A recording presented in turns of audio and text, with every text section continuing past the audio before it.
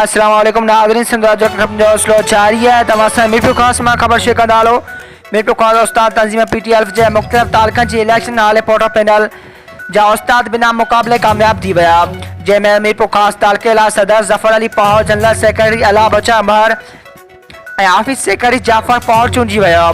मीरपुर खास सिटी लाइ सदर जावेद मुंगल, जनरल सेक्रेटरी नज़ीर मेहमान, ऑफिस सेक्रेटरी शमसुद्दीन पहाड़ चूंडी विया। तालुके शुजाबाद लाइ सदर अब्दुल लतीफ़ नियारी, जनरल सेक्रेटरी यूसुफ गुलजी, तालुका सिंधड़ी लाइ सदर सुभान मंगरो, जनरल सेक्रेटरी फ़हीम पठान चूंडी विया। जॾहिं त तालुका हुसैन बख्श मरी में सदर हुसैन बख्श मरी, जनरल सेक्रेटरी मोहम्मद असलम मरी चूंडी विया। तालुके डिगारी लाइ सदर नईम आराइन, जनरल सेक्रेटरी लाइ मोहम्मद इब्राहिम कमरानी चूंडी विया।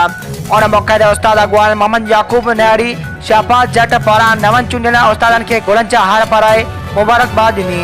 और मौके ते नवनि चूंडी आला उस्तादनि अॻवान चयो त असांजे अवलनि ज़िम्मेवारनि हूंदे त तालीम जी मयार खे बहितर बनायो वञे।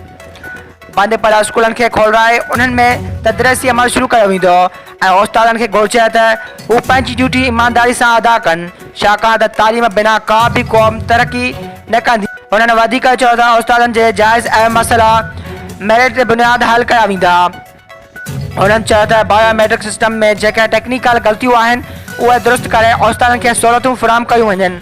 काफ़ी अहिड़ा उस्ताद जेके फ़ौत ऐं रिटायर थी चुका आहिनि, पर बायोमेट्रिक सिस्टम अञा ताईं हासिल सर्विस आहिनि, जंहिंखे दुरुस्त करे उहे नाला फ़ौरी तौरु ख़ारिज कया वञनि। वधीक ख़बरूं ॾिसण लाइ विज़िट कंदा असांजी वेबसाइट www.sindhujraknews.com।